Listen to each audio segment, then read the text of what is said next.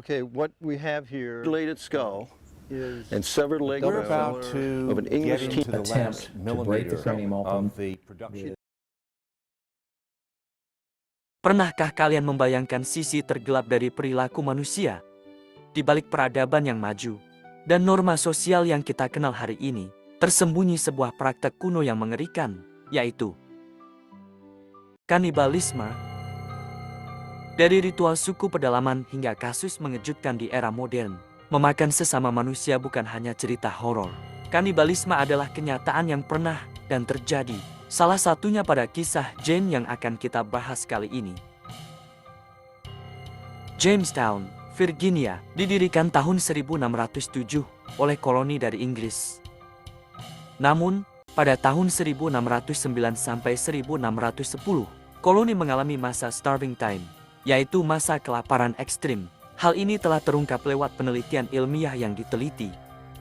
Ketika pada masa starving time, dari 300 orang, hanya 60 yang bertahan. Mereka memakan apapun, anjing, tikus, bahkan sepatu yang terbuat dari kulit. Tapi ketika semua habis, mereka beralih ke yang tak terbayangkan. Dan para peneliti telah menemukan sisa-sisa jasad seorang gadis, korban kanibalisme.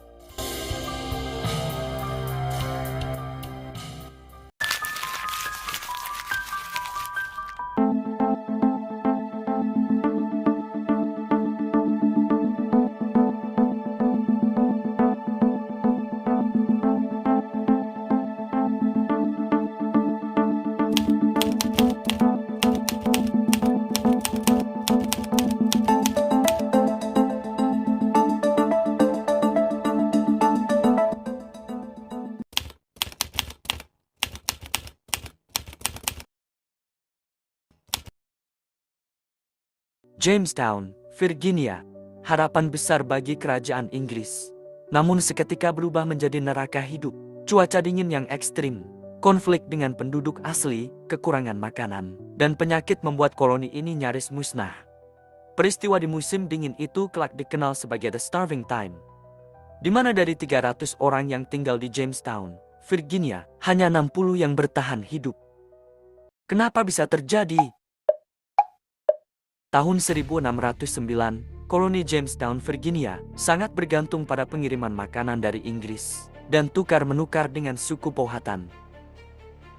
Namun, seiring waktu, kolonis menjadi lebih serakah dan agresif, ingin menguasai tanah. Bahkan juga terjadi perang kepada suku Powhatan. Hingga akhirnya, suku Powhatan memblokade benteng Jamestown dan menghentikan semua akses makanan selama musim dingin. Gudang-gudang makanan kosong menjelang musim dingin, dan tidak ada cukup tanaman yang bisa dipanen. Begitupun dengan para pemimpin koloni menjadi terpecah, terutama setelah Kapten John Smith terluka dan kembali ke Inggris. Koloni kehilangan kepemimpinan yang kuat, dan tidak siap menghadapi musim dingin secara mandiri.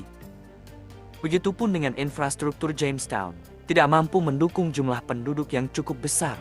Sumur air tercemar limbah manusia, banyak yang jatuh sakit karena disentri dan tifoid. Para kolonis menjadi lemah dan tidak bisa berburu atau bertani. Para koloni tidak siap hidup mandiri dan mencoba bertahan di tanah asing dengan cara-cara yang akhirnya menghancurkan mereka sendiri.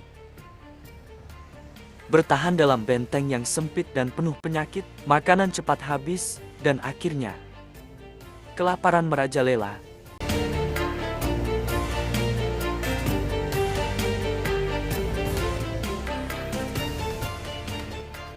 Sejak pertengahan 1990-an, tim dari Jamestown Rediscovery Project memiliki satu misi utama, yaitu menemukan kembali benteng asli Jamestown yang hilang dan merekonstruksi cerita para pemukim pertama yang berjuang membangun koloni di dunia baru. Dr. William Kelso, seorang arkeolog Amerika yang mengkhususkan dirinya melakukan penelitian dalam periode kolonial, khususnya pemukiman di Jamestown, Virginia. Pada musim semi tahun 2012, Dr. William Kelso dengan tim arkeolognya, mereka berasal dari Jamestown Rediscovery Project, sedang melakukan penggalian tanah dengan hati-hati. Setiap lapisan tanah adalah potongan sejarah. Mereka mencari bukti kehidupan dan kematian. Penggalian mereka tidak hanya untuk menemukan struktur dan artefak, tapi juga untuk menggali kehidupan, keyakinan, dan krisis yang para kolonis alami. Fokus utama mereka yaitu apa yang sebenarnya terjadi pada para pemukim selama musim dingin mengerikan tahun 1609 sampai 1610, periode yang kemudian dikenal sebagai Starving Time. Pada awalnya, tidak ada yang mencurigakan ketika penggalian. Fragmen itu tampak seperti sisa tulang manusia biasa, salah satu dari ratusan yang telah ditemukan sebelumnya. Tapi saat penggalian dilanjutkan, mereka menyadari ada sesuatu yang berbeda. Potongan tengkorak seorang perempuan muda, bercampur dengan tulang belulang hewan, dan alat masak dari abad ke-17. See a lot of kitchen-related materials, and it does appear that we Para arkeolog menggunakan metode ekskavasi stratigrafis, menggali secara hati-hati lapisan demi lapisan tanah di dalam dan sekitar benteng. Mereka mencatat posisi setiap artefak, pecahan tembikar, tulang hewan, bahkan serpihan logam. Semuanya dipetakan secara presisi. right along here in the profile. And then there's Begitu tulang manusia ditemukan, mereka dipisahkan dan dianalisis oleh tim forensik bioarkeologi, dipimpin oleh Dr. Douglas Ousley di Smithsonian Institution. Dr. Douglas Ousley merupakan ahli forensik terkemuka dari National Museum of Natural History. Disinilah metode berubah menjadi ilmiah dan presisi tinggi. Analisis morfologi tulang untuk menentukan usia, jenis kelamin, dan kondisi kesehatan. Pemeriksaan luka dan tanda sayatan di tulang menggunakan mikroskop dan teknologi pencitraan digital 3 dimensi. Isotop analisis untuk mengetahui pola makan individu melalui jejak kimia di tulang. Radiokarbon dating untuk memastikan usia tulang, serta konteks sejarahnya. Di bawah sorotan mikroskop, cerita mulai terungkap. Tengkorak yang ditemukan ternyata ada bekas sayatan rapi di tulang rahang dan dahi. Tanda-tanda yang hanya mungkin bisa dibuat oleh pisau atau alat tajam lain. Yang lebih mengejutkan, sayatan itu konsisten dengan upaya memisahkan daging dari tulang. Dengan kata lain, ini adalah bukti kanibalisme. Tanda-tanda sayatan di rahang dan tengkorak, termasuk bagian belakang kepala, yang menunjukkan usaha dengan tujuan untuk mengakses otak. Penelitian menunjukkan proses pemotongan dilakukan dengan alat tajam, tetapi dengan ketidakterampilan, menandakan pelakunya kemungkinan bukan jagal profesional. Ini adalah bukti fisik pertama dari kanibalisme yang dilakukan oleh kolonis Inggris di Amerika.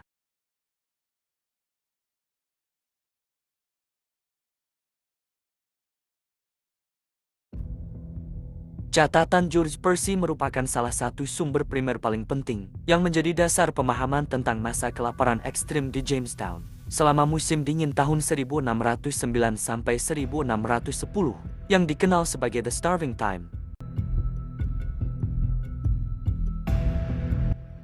George Percy merupakan seorang bangsawan Inggris, sekaligus pemimpin sementara koloni Jamestown pada periode itu. Tulisannya memberikan kesaksian langsung atas penderitaan para pemukim, termasuk deskripsi eksplisit tentang kanibalisme.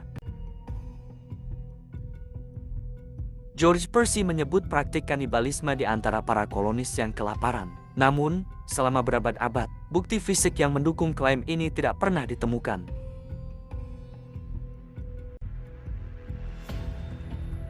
Hingga akhirnya pada tahun 2012, para arkeolog dari Jamestown Rediscovery Foundation bekerja sama dengan para ilmuwan dari Smithsonian Institution mengumumkan penemuan sisa-sisa jasad seorang gadis muda berusia sekitar 14 tahun yang memperkuat kebenaran sejarah kelam tersebut. George Percy tidak menulis ini sebagai fiksi, ia menulis ini sebagai pengakuan tentang bagaimana para kolonis waktu itu terkepung oleh pasukan Powhatan, tak bisa keluar dari benteng, gagal panen, dan tanpa suplai makanan dari Inggris, dan akhirnya terpaksa melanggar batas kemanusiaan.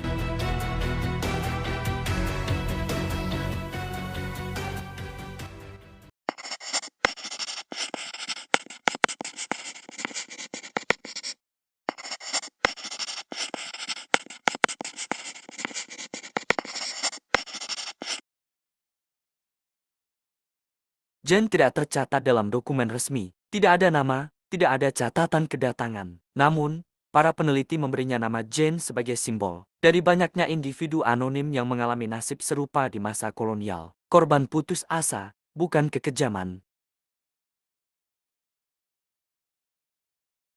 Lebih lanjut, tidak ditemukan bukti bahwa Jane dibunuh untuk dimakan. Kemungkinan besar, ia telah meninggal terlebih dahulu karena penyakit atau kelaparan, dan tubuhnya kemudian digunakan sebagai sumber makanan oleh kolonis yang masih hidup. Tubuhnya menjadi sumber makanan terakhir bagi para kolonis yang kelaparan.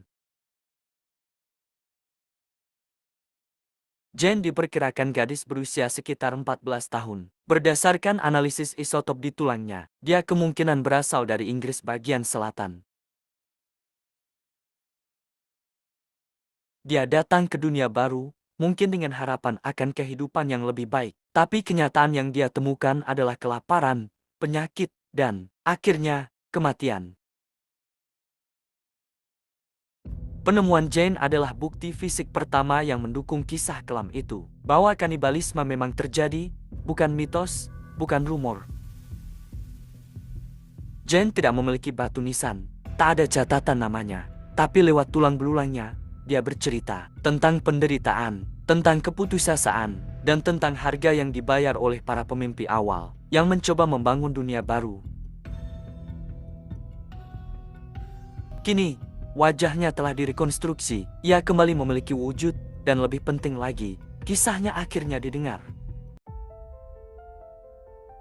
Berdasarkan struktur tengkorak, tim Smithsonian merekonstruksi wajah Jane menggunakan teknologi 3 dimensi. Hasilnya adalah sosok seorang gadis muda dengan tatapan lembut, rambut panjang, dan ekspresi yang tenang. Wajah itu kini dipajang sebagai bagian dari pameran di Jamestown, membawa emosi dan kedalaman manusiawi ke dalam kisah ini.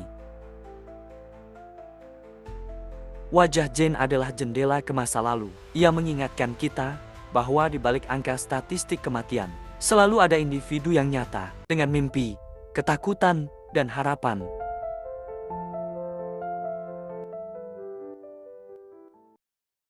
Kasus Jane memberikan bukti kuat bahwa selama masa starving time, para kolonis di Jamestown memang melakukan tindakan kanibalisme untuk bertahan hidup. Penelitian ini menambahkan dimensi manusiawi sekaligus tragis pada sejarah awal kolonisasi Inggris di Amerika. Penemuan Jane menandai tonggak penting dalam arkeologi Amerika. Ia menjadi bukti fisik pertama dari kanibalisme koloni Inggris di Amerika. Lebih dari itu, kisahnya menjadi simbol dari penderitaan para pendatang awal, sekaligus memperlihatkan sejauh mana manusia bisa bertahan dalam kondisi yang ekstrim.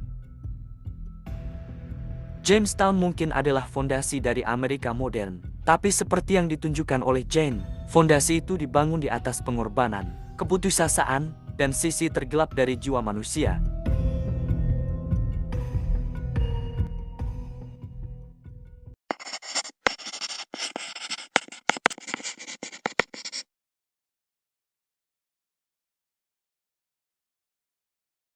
Subscribe to my channel.